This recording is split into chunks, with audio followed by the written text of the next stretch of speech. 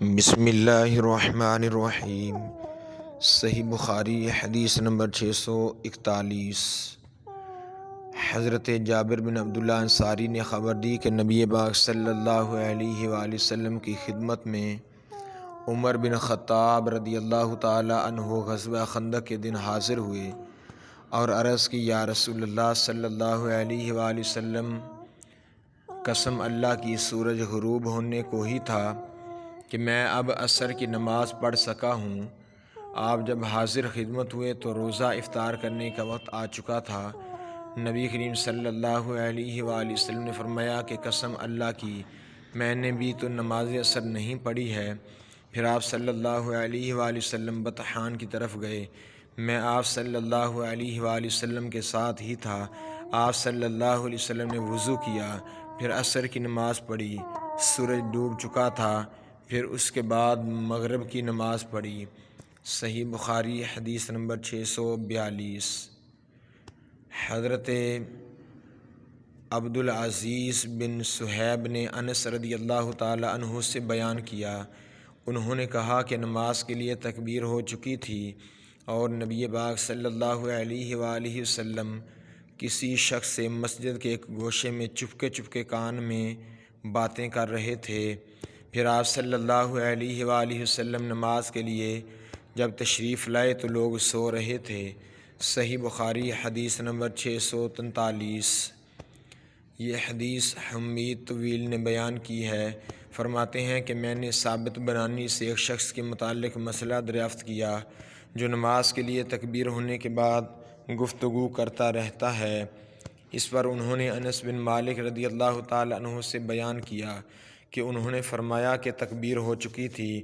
اتنے میں ایک شخص نبی پاک صلی اللہ علیہ وآلہ وسلم سے راستہ میں ملا اور آپ صلی اللہ علیہ وآلہ وسلم کو نماز کے لیے تکبیر کہی جانے کے بعد بھی روکے رکھا۔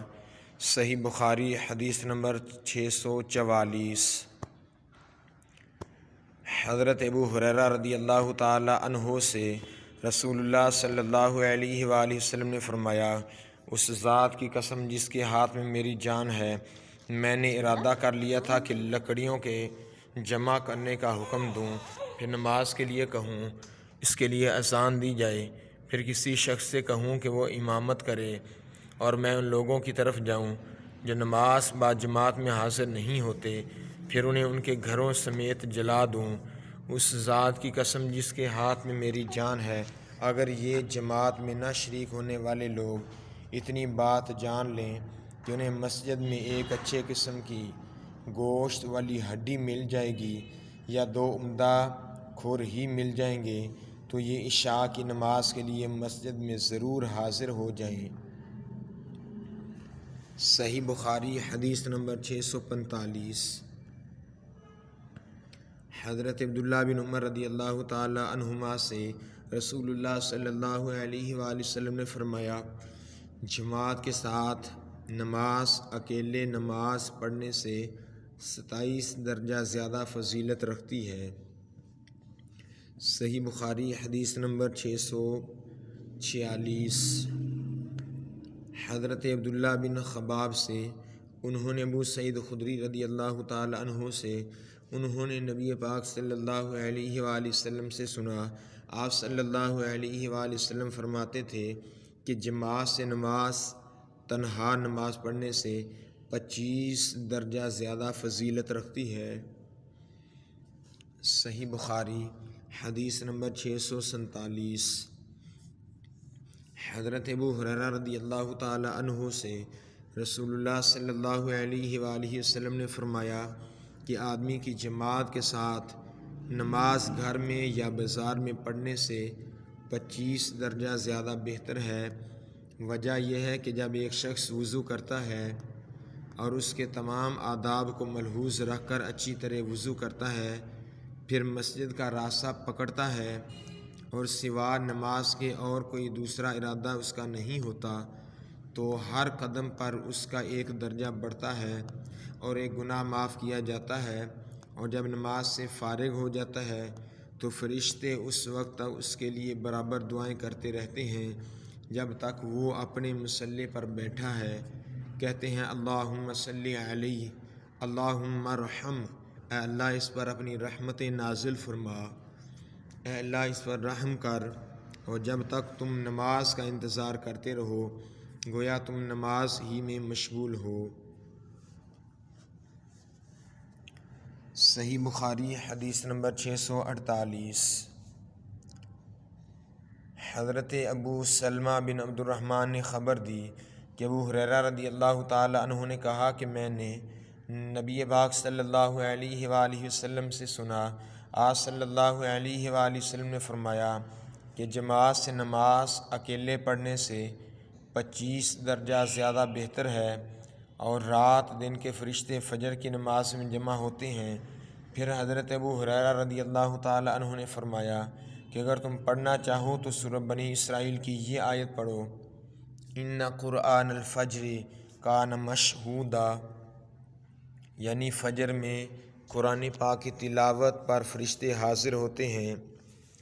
شعیب نے فرمایا کہ مجھ سے نافع نے ابن عمر کے واسطہ سے اسی طرح حدیث بیان کی کہ جماعت کی نماز اکیلے کی نماز سے 27 درجہ زیادہ فضیلت رکھتی ہے۔ صحیح بخاری حدیث نمبر 649۔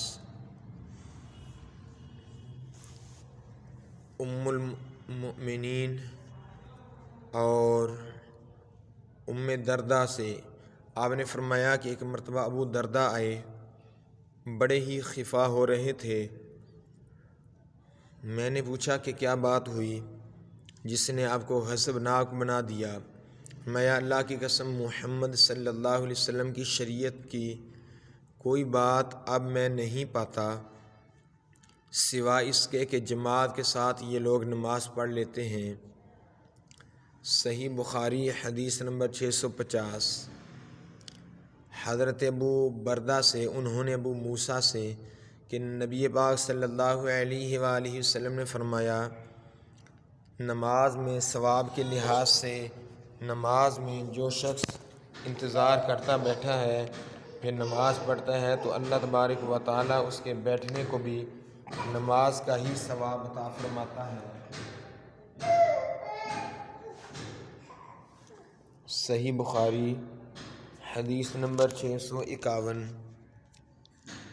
نماز میں ثواب کے لحاظ سے سب سے بڑھ کر وہ شخص ہوتا ہے جو مسجد میں نماز کے لیے زیادہ سے زیادہ دور سے آئے، اور جو شخص نماز کے انتظار میں بیٹھا رہتا ہے اور پھر امام کے ساتھ پڑھتا ہے اس شخص سے اجر میں بڑھ کر ہے جو پہلے ہی پڑھ کر سو جائے۔ صحیح بخاری حدیث نمبر 652۔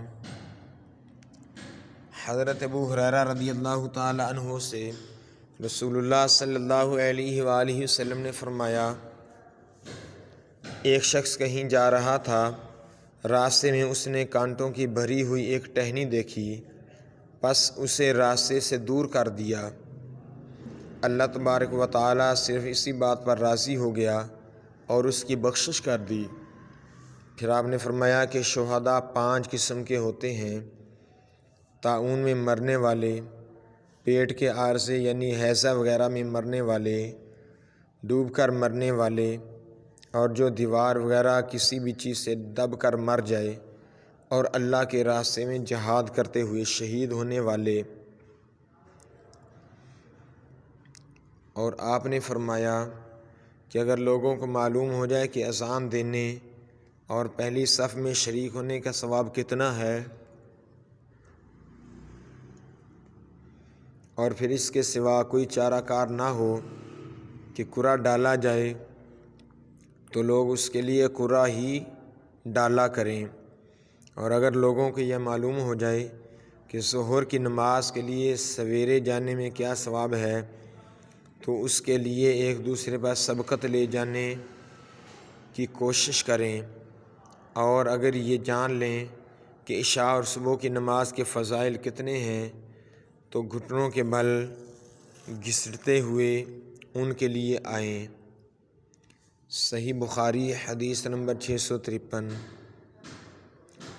پھر آپ نے فرمایا کہ شہداء 5 قسم کے ہوتے ہیں: طاعون میں مرنے والے، پیٹ کے عارضے میں مرنے والے، ڈوب کر مرنے والے اور جو دیوار وغیرہ کسی بھی چیز سے دب کر مر جائے اور اللہ کے راستے میں جہاد کرتے ہوئے شہید ہونے والے۔ اور آپ نے فرمایا کہ اگر لوگوں کو معلوم ہو جائے کہ اذان دینے اور پہلی صف میں شریک ہونے کا ثواب کتنا ہے اور پھر اس کے سوا کوئی چارہ کار نہ ہو کہ کرا ڈالا جائے تو لوگ اس کے لیے کرا ہی ڈالا کریں۔ صحیح بخاری حدیث نمبر 654۔ اور اگر لوگوں کو یہ معلوم ہو جائے کہ ظہر کی نماز کے لیے سویرے جانے میں کیا ثواب ہے تو اس کے لیے ایک دوسرے پر سبقت لے جانے کی کوشش کریں، اور اگر یہ جان جائیں کہ عشاء اور صبح کی نماز کے فضائل کتنے ہیں تو گھٹنوں کے بل گھسٹتے ہوئے ان کے لیے آئیں۔ صحیح بخاری حدیث نمبر 655۔